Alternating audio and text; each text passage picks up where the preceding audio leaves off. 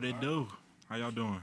Joining us now at Sunrise, Florida, one of the players featured in our Emmy Award-winning House Call featured this off-season, senior offensive lineman Marcus Tate. I'll fire away with questions whenever you're ready.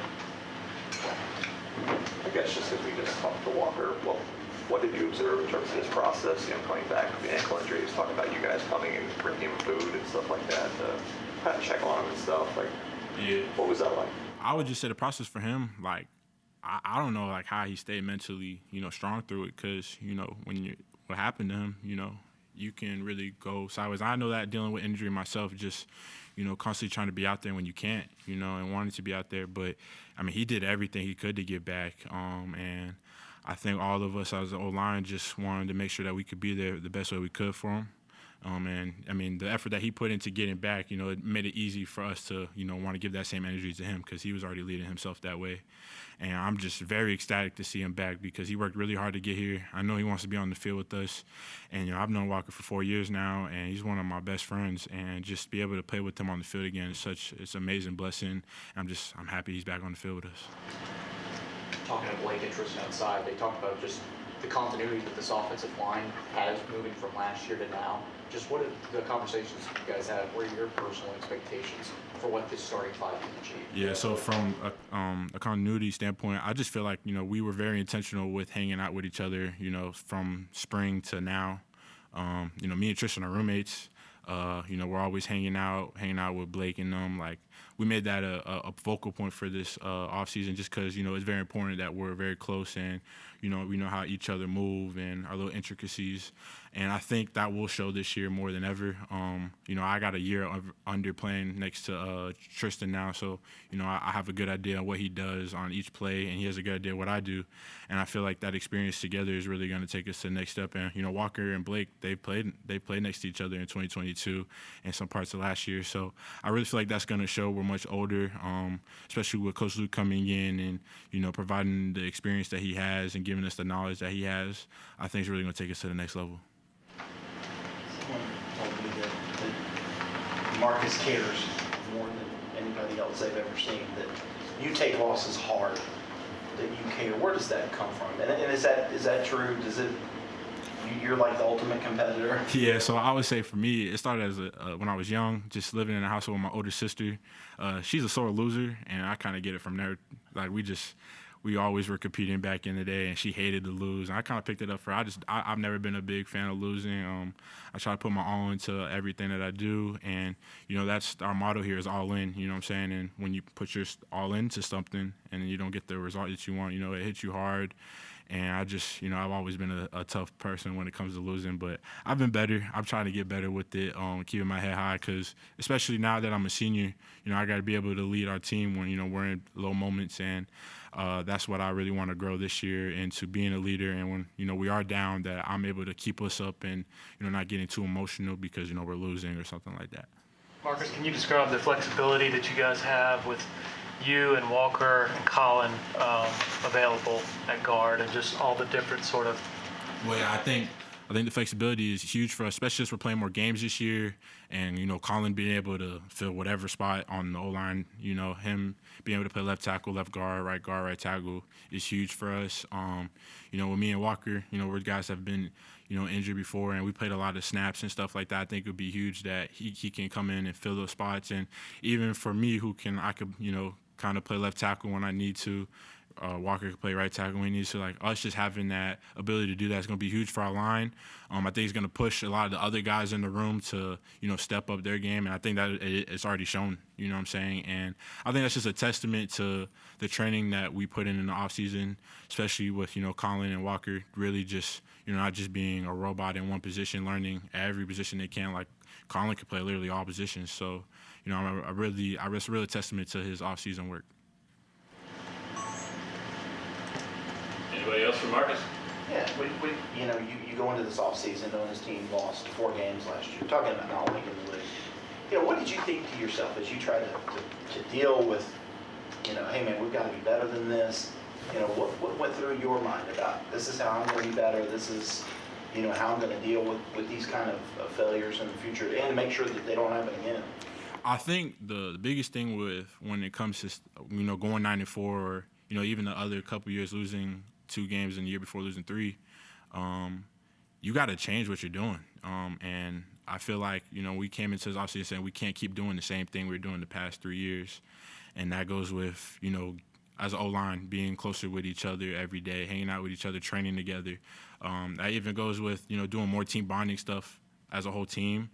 More people not being, leading by example, being more vocal leaders. Like, a lot of us had to step out of our comfort zone, and I've seen a lot of people do it. Like, we have a bunch of players on this team that's doing that, and I think everybody, saw after last year that we couldn't keep doing the same thing, that it's not, it's not just because we're Clemson stuff is going to happen. Like, we got to make it happen, and I think, everybody's been pretty intentional with their offseason and doing that. This is the hungriest team I've ever been a part of, and I think that's been the difference between this team and years past. When you say it's the hungriest team, what stands out to you that, because obviously you've been on competitive teams, and what stands out that makes you say that phrase in particular? I would say just we all want the same thing, and no one's doing something for themselves. And no one's doing something for themselves. Everybody, we're all competing, to get to the end. We're all competing to finish the best way we possibly can, and everybody's training with that in mind. It's not, everybody's just training for themselves, to show up for themselves. It's not like that. And that's why I say we're the hungriest team, because it's a very collective thought process that we're all going through as we're training through the off season. Is that a result of last year's results and the adversity you guys went through, or is that maybe even Luke? Is that Coach Luke? Where does that come from? I would say that's more a result of last year, because it's the whole team. It's not just the offensive line. It's everybody trying to change how they're moving and really buying into what we're trying to accomplish, and it being a one-team goal, not a personal goal. Does it help that you're close to Jake and that you guys can kind of bounce things off of each other? He's not an offensive lineman, that you guys... I think the best thing about being close to Jake is that I can trust that he's going to keep it real with me. I think if you meet Jake, he's one of the most real people I've ever met, and he holds me accountable more than anybody else. And that helps me, because when you're older, a lot of young guys might not want to say something to you, but I can always count on Jake to say something to me, and he'll say something to anybody. And I think, as us trying to lead this offense and him being transparent all the time, no matter what, it's really going to help the young guys grow, and also, keep the older guys accountable to setting the standard and upholding the standard as we go through the practice, as we go through games in the season. When you're talking to Phil off the ACC Media Days, he was talking about there being more player-led meetings in terms of going over plays and talking about things. And Tate, I think, was really kind of at the head of those meetings and really taking charge. I mean, I don't know if it's just skill players and offensive linemen were there too, but how much has that been different in terms of number of meetings and guys getting together and trying to work that out? Well, that's what I would say. That's the change that I feel like we went from last year to this year. And Cade, you were really taking initiative and scheduling those meetings to go over whatever it is, routes, playbook, coverages, or just team mentality. And I think, a lot of other people on our team, whether it's other position groups, O-line, receivers, DBs, linebackers, have really been trying to, take that and do it on their own. And I feel like that's going to take us a long way, because I think one thing Coach Sweeney's always big on is that we're a player-driven program. And I think we're really trying to, show that. How often were those meetings? About every week, once or twice a week. And that was a lot more, I guess, than in the past. I guess, how many meetings per week did you have? And we were having, I'm talking about, we were having meetings where it's Cade coming talking to the whole team, So I think that's been the difference with this team this year. Coach Lee was saying Tristan Leigh has kind of emerged as one of the bigger leaders on the team. I guess, how would you describe kind of his presence and why he's become that guy? Well, just a guy that cares so much. I mean, from the moment he's got here, he's always been very serious about the work that he's put in. And now that he's in the role that he's in, I think he has the confidence to come out, because he's a vocal guy. He's very passionate. He's emotional, and he really shows that. And he's very authentic. He feels the way he feels, and is very genuine, and it comes from a good place. And he just wants to see everybody do great. I've never seen someone, be as genuine as he is, and talk and move with the passion that he does. And, as his roommate and as his best friend, I can say, it's a blessing to be that, because he instills that in me. Because, I'm not a huge talker, and he kind of, has tried to, push me to be more vocal and lead like I should, because I have that voice, and he's giving me that confidence too. So that's a real testament to him. He's doing an amazing job in leading. I mean, he's the most hyped guy on our team for sure. I think anybody would agree with that. I mean, he starts off every meeting hyping up the whole team. That's just the type of guy he is, and I'm just very excited to play next to him. And I think everybody on this team appreciates him a lot. How does he hype everybody up? It's one of those things you just got to see it, and you just feel the energy that he comes with. He's gonna get up, he's gonna start talking, he's gonna start jumping around. I mean, he's just that type of guy, and I love that about him, because we have I can't say we've had that in the past, we haven't, and he's just different. And I think that's what we needed, something different, and he's bringing that to the team. And I think it's having a very positive effect on the whole team. Everybody respects him, and he earned that, and he has the right to do what he's doing, and I'm glad that he does it the way he does. With the starting center battle, is it kind of difficult to playing along a different center each time with them getting different reps with the line, or how does that work like for you guys? I mean, I don't think it's that difficult. I mean, especially for me, last year, they were doing the switch out with the tackles. My freshman year, it wasn't Will Putnam, it was someone else, and then it was Will Putnam my sophomore year, So I have a good idea of a lot of them play. Ryan's been here since I've been here, so, I know how to play next to him. I know how he plays, and that's been really cool. And he's doing a very good job of, progressing and getting ready to play this season.